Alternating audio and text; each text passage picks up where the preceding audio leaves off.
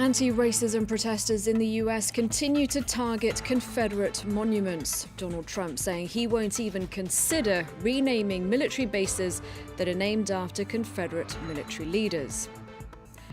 Confirmed COVID-19 cases in the US passed 2 million, the figure doubling in just 6 weeks. India reporting almost 10,000 new daily cases for the first time as restrictions are eased. We'll have an update from Delhi. And the European Court of Human Rights says France was wrong to prosecute a group of pro-Palestine activists who called for a boycott of Israeli goods. Our correspondent in Brussels, Dave Keating, will tell us more about the ruling. Hello and thanks for joining us here on France 24. I'm Claire Pride. It's good to have you with us. First to the US, where overnight anti-racism protesters brought down a statue of Jefferson Davis, the president of the Confederacy, this in Richmond, Virginia. For some Americans, symbols of the Confederacy, the slave-holding southern states that broke away, evoke a racist past. House Speaker Nancy Pelosi has called for Confederate statues to be removed from the US Capitol. And top military officials are apparently open to renaming some military bases. The response from Donald Trump, no way. Brian Quinn reports. Donald Trump drawing the line. The U.S. president is rejecting calls to rename American military bases currently named for Confederate Army leaders. Trump's press secretary quoting him in a Wednesday briefing. My administration will not even consider the renaming of these magnificent and fabled military installations. Our history as the greatest nation in the world will not be tampered with. Respect our military. The stand is a break with Trump's own military brass. Recent days have brought reports that top Pentagon officials were open to the idea. The U.S. has 10 bases named for military leaders of southern states that seceded from the Union to protect the institution of black slavery, sparking the U.S. Civil War. With the country now once again in social turmoil over the killing of unarmed black Americans by police, calls for the removal of Confederate symbols, seen by many as markers of racism and oppression, are once again mounting. Wednesday night saw a Confederate monument partially torn down in Portsmouth, Virginia, with a statue of Confederate President Jefferson Davis toppled in the state capital, Richmond. Democratic leaders like Nancy Pelosi are now calling for the removal of such statues from the U.S. Capitol. The U.S. Marine Corps and the Navy have both recently banned the display of the Confederate flag at their installations. Even NASCAR racing, popular largely among white Southern conservatives, has banned the flag at its events starting Wednesday. A number of retired Army leaders have criticized Trump's stance, with the former commander of Fort Benning in Georgia accusing the president of clinging to institutionalized racism. Now some of the latest COVID-19 developments. The number of cases in the US is now over 2 million, while in some parts of the country, like New York, the daily number of new cases has sharply dropped. In others, 20 states in fact, the figure is up. It has to be said, though, that the New York Times, where the data comes from, points out that part of the explanation is increased testing. In Latin America, the death toll has passed 70,000. Brazil, the worst affected by far. India is another country easing virus-related restrictions despite a surge in infections. There, some 10,000 are being reported daily. For more on the situation in India, we spoke to Mandakini Garlot, our correspondent in Delhi. She said the country could soon be overwhelmed. Just 2 days ago, the Delhi government announced that they expect that the city will see nearly 500,000 new infections by the end of July and will face a shortage of 80,000 beds. Another estimate suggests that across the country, we're likely to see 2.1 million new infections by early July. Now, through the last week, Indians woke up to horrific news on social media of people going from hospitals to hospitals, largely in the cities, and being turned away because of a lack of space. We have several verified accounts of people dying on the way. Now, beyond the cities, migrant workers are becoming infected at an alarmingly high rate, taking the virus with them to villages across northern India.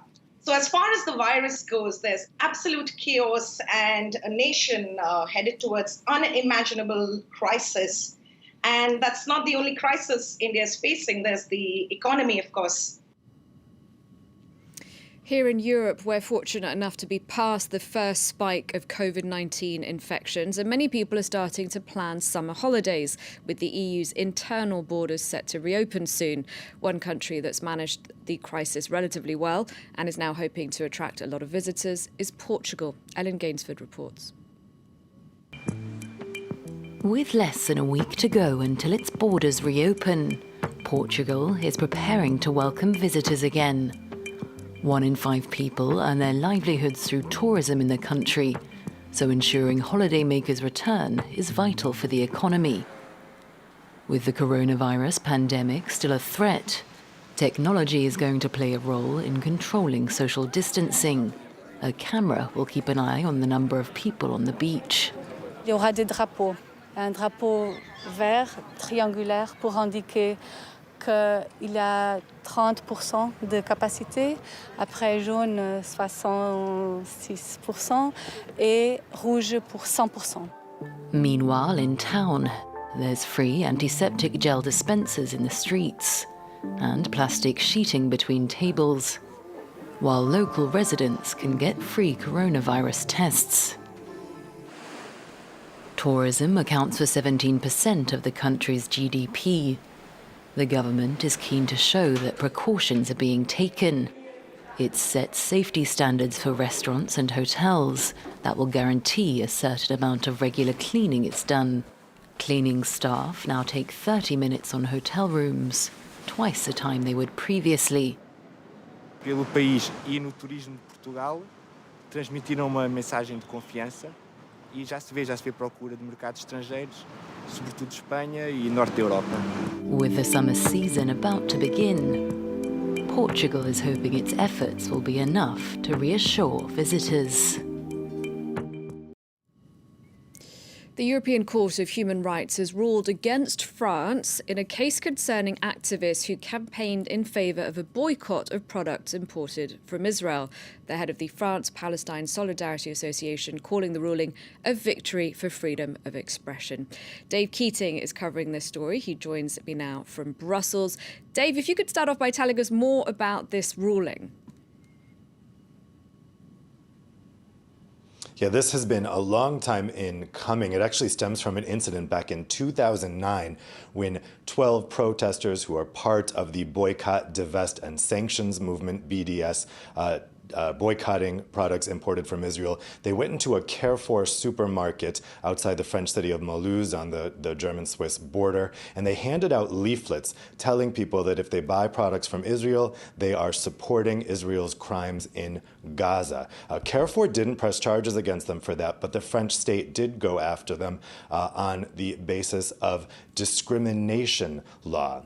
Reportedly, the French government has been keen for prosecutors to go after BDS protesters on the basis of discrimination. And this, in turn, is from intense pressure from Israel, which says that these protests are anti-Semitic against Israelis and against Jewish people more largely. This kind of went back and forth in the courts in France, but in 2015, the Supreme Court in France favored the rulings which found these leaflet distributors guilty of discrimination, hatred, or violence. That happened in 2015. So this European Court of Human Rights ruling rules against that Supreme Court ruling. OK, so the court says France was wrong. So what happens now?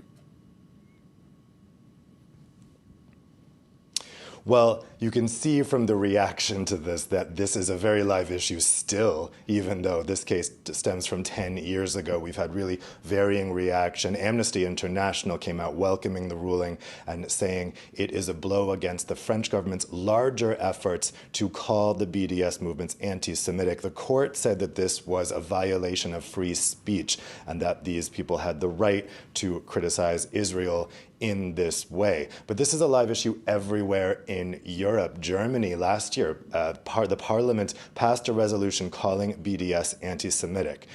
Now, this is the European Court of Human Rights, which is part of the Council of Europe. It's not the European Union. This is all based on a treaty. This is the larger organization that includes countries like Russia and Turkey. And not all countries always follow these rulings. They're kind of honor-bound by treaty membership to follow them, but they don't have to. Western European countries almost always do, France in particular, so we could expect the ruling to be adjusted. But whether or not this actually affects such court judgments going forward, and more importantly, prosecutors' decisions whether to take these cases forward, we'll have to wait and see.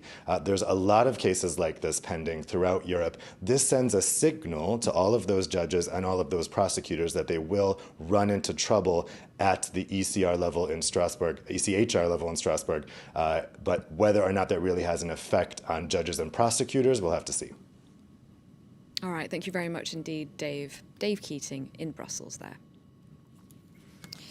Now, there's been an attack on Ivorian soldiers near the border with Burkina Faso, a country which recently has seen a sharp rise in jihadist violence.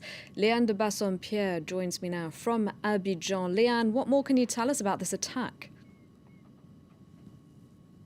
Well, as you rightly said, there have been several attacks on the other side of the border in Burkina Faso, but Ivory Coast has largely been spared up until early hours of this morning. What we do know so far is that 12 people were killed, of which 11 are members of the military and one of the gendarmerie.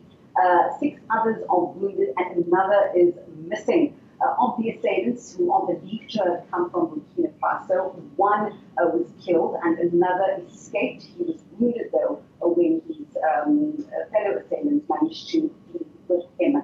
We also know that Ivory Coast has been on high alert for several months now, and this is the first attack of its kind that we've seen in the country since 2016, when the attack on the Grand Bassam beach resort in which 16 people were killed. All right, thank you very much, Leanne de Bassompierre there, and apologies for the quality of that sound. Now, 3 arrests have been made in connection with a massive oil spill in northern Russia. It started on May 29th, but the authorities weren't notified straight away. Now it turns out the plant responsible apparently used a faulty fuel tank. Officials in Siberia warning that it could take years to clean up the spill. For investigators, the disastrous oil spill in Siberia is due to security violations.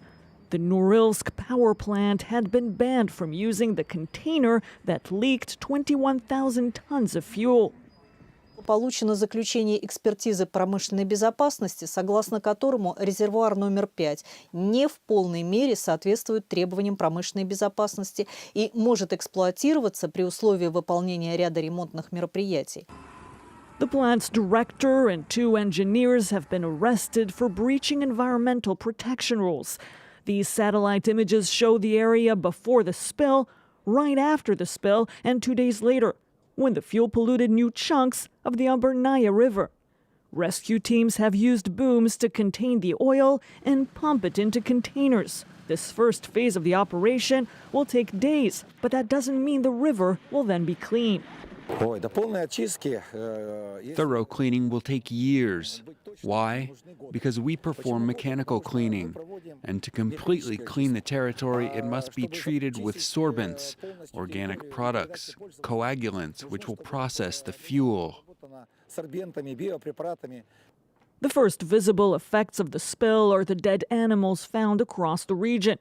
This river leads to a freshwater lake, a major source of drinking water. Environmentalists are even more concerned by what will happen next if the fuel reaches the Kara Sea, leading to the Arctic Ocean. They say that would be a disaster. And that's it for this edition. Stay tuned.